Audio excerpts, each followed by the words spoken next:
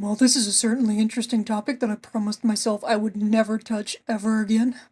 Good evening, everyone. My name is not important. You don't need an introduction, so let's just jump straight into this, shall we? The gacha community is incredibly well known around the internet, and if there is one word used to describe it, I personally would use controversial or infamous. Now, if you clicked on this video, there is a damn good chance you're already familiar with this community to some extent. After all, Gacha Life has become a bit of a buzzword lately. And by lately, I mean the past few fucking years. This sure isn't anything new. Now, on the off chance that you're not familiar with the internet and don't know what the gacha community is, allow me to explain. Around mid-2017, a game was released onto the App Store under the name of Gacha Studio. The basic idea of this game was that you could dress up characters with different outfits, hairstyles, and faces, and then put them into a studio to create stories. It was basically an OC maker, but of course people did recreate pre-established characters in the game, most notable being Five Nights at Freddy's characters. And so much so that if you happened to be into FNAF at the time, there was a good chance you could stumble upon a Gacha Story video. Ask me how I know. While the game itself was a decent hit, garnering its own little community of users, it was also rather bland for what it offered compared to the other games at the time. Preset outfits and hairstyles that you could just mix and match and change the colors of, basically. And then of course there's the gacha aspect of the game. It's in the title for a reason, but that's not important to this video at all, so I'm not gonna bother. A little over a year later, another game by the same creator was released, and it was called Gachaverse. The avatars this time around were more chibi-fied and customizable. You could create your own hairstyles to a greater degree, mixing and matching the front, middle, and back hairs. The same basically went for the clothing. Not only was the character customization updated, but so was the studio. There were more backgrounds, poses, and speech bubbles to use for any little story a young artist could want to create. This game was more expressive, and at the time I'm writing this, I can't fucking find it. It's just gone, removed off the App Store and Google Play for some odd reason. From my understanding, it was deleted because its gameplay was too similar to Gacha Clubs, and it was basically useless to keep around because of that. Not only that, but after the first update to the app, people continuously kept bugging and pestering Luname to continue working on the game, to which he got fed up and stopped working on it altogether. And then it got deleted around 4 years ago. Take this with a hint of salt. This is just from my understanding and the information I got from a random ass Reddit post. And scratch that, I did more research, and apparently Gachaverse was a different game than what I thought it would be. It was supposed to be an RPG type game, and a prequel, sequel, whatever, to Gacha World, another game that Luname made, and I cannot show it because my phone would rather kill itself than download the game. If you want to know more about the cancellation of this game, I'm not the source to find it at. Look it up yourself. And then, just a few months after the release of Gachaverse, God descended from the heavens and gave us the global treasure known as Gacha Life. For better or for worse. Now this is when things started getting interesting. If my memory serves me right, the release of Gacha Life is when the community grew even larger, had its big boom, so to say. Just like before, this new game had more to offer and honestly looked much better with its style. I can't explain how it looks better, the styles are super similar, but Gacha Life's just looks cleaner. New poses, new clothing, new hair, new backgrounds, and holy shit, this thing's moving! It was amazing, really. There was more potential for crafting fictional worlds with fictional characters and fictional problems and fictional stories. What could possibly go wrong?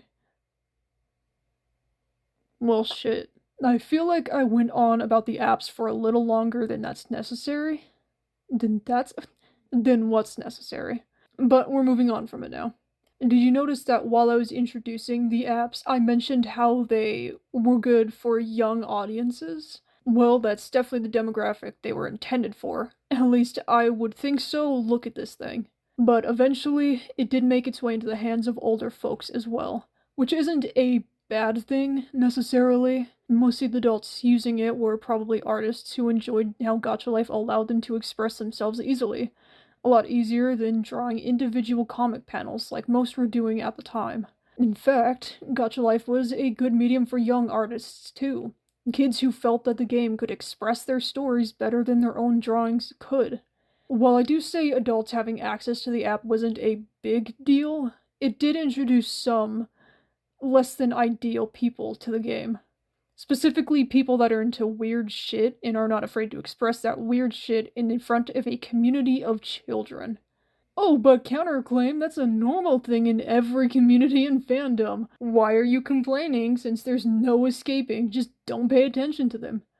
Wow, hey, that's a good point, random internet person. Don't get me wrong, it's the internet, freaks are everywhere. After all, what would separate horny adults in this community from horny adults in a community like, let's say, My Little Pony? Gacha Life and My Little Pony were both intended for a young audience, and adults just so happened to latch onto them for one reason or another, making not safe for work or suggestive content in the name of the source material. Now, I'm not saying it's at all wrong to create not safe for work content of a piece of children's media, when the not safe for work content is of adult characters. Hell, there's plenty of cartoons that I myself as an adult have latched onto, and certain characters that I think are rather attractive. The issue with it is when the adults don't bother to keep this kind of content out of children's hands. Kids are young and easily influenced. They don't need to be seeing these cute little characters from a game they enjoy raw dogging it out in the open. It's not only that the gacha avatars are so cutesy, it's also that, like stated previously, people will create fan iterations of video game, book, movie, and show characters in this character creator app. And when a kid comes across a video about a thing they like with all the characters made in this specific eye candy style, they're going to want to watch it, even just a little bit of it. And then, before they know it, they're hit with unsavory shit. How lovely. Now, excuse me as I pull the spotlight onto myself for a second. If it wasn't obvious by the way I've been talking about the gacha games and introducing them, or whatever, I did in fact grow up with them. It was in 2017 that I came across my first Gacha Studio video on YouTube, and it wasn't until 2021-2022 that I dropped it entirely. I'll be real, 4 or 5 years doesn't sound like that much time, but as a child, that was a lot of my life. So, let me talk from experience a little bit and give my own opinion. If you don't really want to listen to this, then skip to the timestamps shown on screen. I was 11 years old when I got a new Five Nights at Freddy's video on my YouTube feed. I was really into FNAF at the time. I liked the art style, so I clicked on it. Yes, the FNAF mentioned from earlier was not just a general example. The style was so consistent, and it didn't look like an animatic that someone had put together. So I went to the description for more information, and then I got a link leading me to Google Play, to an app called Gacha Studio. This is basically where it started. The app was easy to pick up, and I loved creating so many characters that would stay consistent and at the palm of my hands. The idea that anyone could make a story with this was baffling to me, so I looked up more about it. And boy did I get more. It wasn't long before I got introduced to the new specific topics. They were odd but fascinating, so of course I kept watching more of it. I was a curious kid, after all. What else was I going to do? It's not like I knew any better. I just got out of elementary school, for fuck's sake. I grew up watching these videos, long and short, casual and inappropriate. One of the worst concepts I could have been introduced to at such a young age was sexual assault. It showed up so often in the gacha videos that I was watching, and it was almost so normalized with how much I was seeing it. Honestly, it kind of fucked me up a bit. It scared and disgusted me, and it fueled my intrusive thoughts. And still lingers. Even now, you know. It's not that great. It's not like any of these topics were easy to ignore either. Just saying ignore it and don't pay them any attention is hard, because they were absolutely everywhere. In the original content, in the FNAF content, in the whatever else I liked as a kid content.